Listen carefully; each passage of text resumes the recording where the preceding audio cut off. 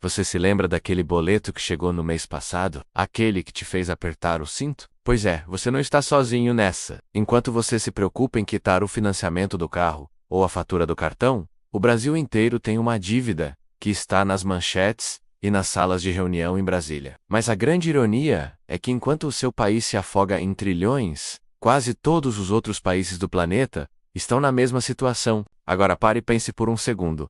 Se o Brasil deve, e os Estados Unidos devem, e a China deve, e a Alemanha também deve, quem, afinal de contas, está com o dinheiro? Quem é o credor por trás dessa montanha de 338 trilhões de dólares dos Estados Unidos de dívida global? É um banco? É um bilionário misterioso? A resposta é muito mais complexa e, honestamente, muito mais próxima de você do que você imagina. E se eu te disser que, de uma forma que você nem percebe, você também faz parte desse jogo? Você vai descobrir a identidade chocante do verdadeiro credor mundial, e como esse sistema molda o preço do seu pãozinho, o valor do seu aluguel e as políticas do seu governo. Antes de mergulharmos fundo nesse oceano de trilhões, se você quer desvendar os segredos da economia que afetam o seu bolso todos os dias, já se inscreve no canal e ative o sininho. Afinal, a informação é o único ativo que realmente te liberta. Para comicar, vamos desmistificar o óbvio.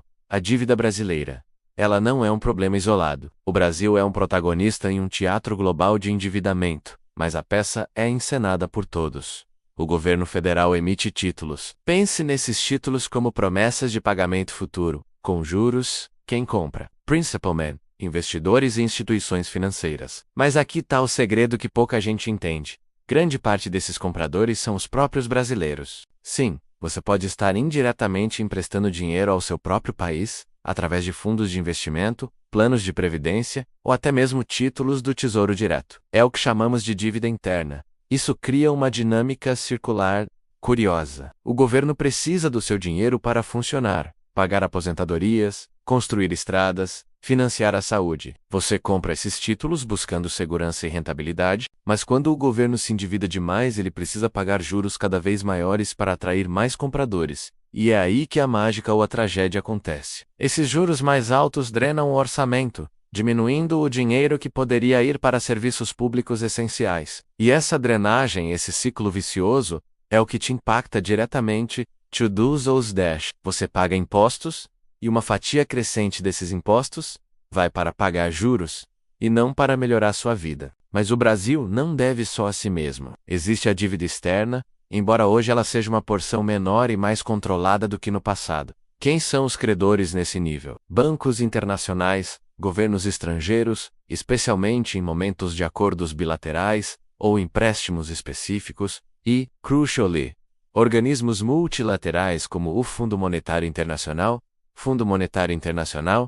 e o Banco Mundial. O Fundo Monetário Internacional, em particular, é o médico de última instância da economia global, entrando em cena quando os países estão à beira do colapso. O Brasil tem uma história complexa com o Fundo Monetário Internacional, marcada por resgates e planos de austeridade nos anos 80 e 90, que deixaram cicatrizes profundas na memória nacional. No entanto, o verdadeiro credor supremo, o que sustenta essa pirâmide global, não é uma instituição única, nem um país isolado. A revelação está prestes a vir à tona. O que você está prestes a descobrir é a engrenagem oculta de um sistema que foi deliberadamente projetado para manter a roda girando. E esse sistema é o grande catalisador de crises econômicas e de desigualdade social. Vamos desvendá-lo. A resposta à pergunta central não é uma entidade, mas um mecanismo chamado bancos centrais e o sistema de reservas. Pense nos bancos centrais, o Banco Central do Brasil, o Federal Reserve dos Estados Unidos da América, o Banco Popular da China. Eles não são meros caixas eletrônicos. Eles são os produtores de dinheiro. Quando os governos precisam de dinheiro e ninguém mais quer emprestar, quem é que entra em ação? Desde a crise financeira de 2008, e de forma mais intensa após a pandemia, a prática de quantitative easing, ou flexibilização quantitativa, tornou-se o principal instrumento. Traduzindo do economês, os bancos centrais criam dinheiro digitalmente, apertando um botão, e o usam para comprar títulos de dívida dos seus próprios governos. Isso significa que, na prática, o credor mais significativo é o próprio sistema, o Estado profundo financeiro, que pode se autofinanciar indefinidamente. E é por isso que a dívida global nunca vai a zero. Não pode. É o combustível que mantém a máquina funcionando. Se a dívida desaparecesse, o sistema de crédito, e por consequência, a economia moderna, entrariam em colapso. A ironia final, e o ponto de conexão mais forte com você, o brasileiro, é que ao permitir essa criação de dinheiro sem lastro, o sistema entrega a fatura de volta para a população, através de um imposto invisível.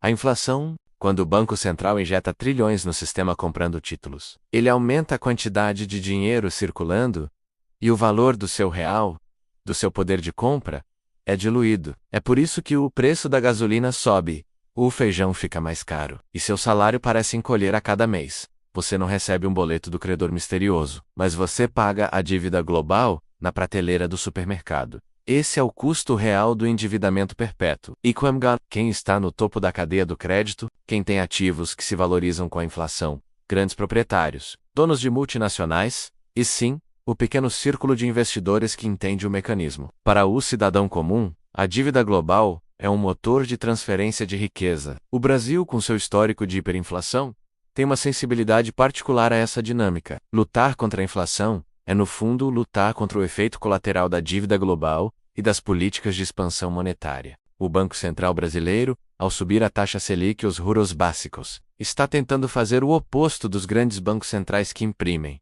Ele está enxugando o dinheiro de circulação para valorizar o real e frear a inflação. É uma batalha constante entre o interesse do país em crescer, que pede juros baixos, e a necessidade de controlar o preço do seu almoço, que pede juros altos. E você que está assistindo, precisa entender que para proteger seu patrimônio, o caminho não é esperar que a dívida acabe, mas sim entender onde o dinheiro está sendo criado e para onde ele está fluindo. Esse conhecimento é a sua única vantagem competitiva neste novo cenário mundial. Não se contente em ser apenas um pagador de impostos. Você viu que o verdadeiro credor não é um homem barbudo sentado em um cofre, mas um mecanismo que usa a dívida como ferramenta de controle econômico global. E se você quer se blindar contra os efeitos dessa dívida perpétua, você precisa dominar o jogo do dinheiro.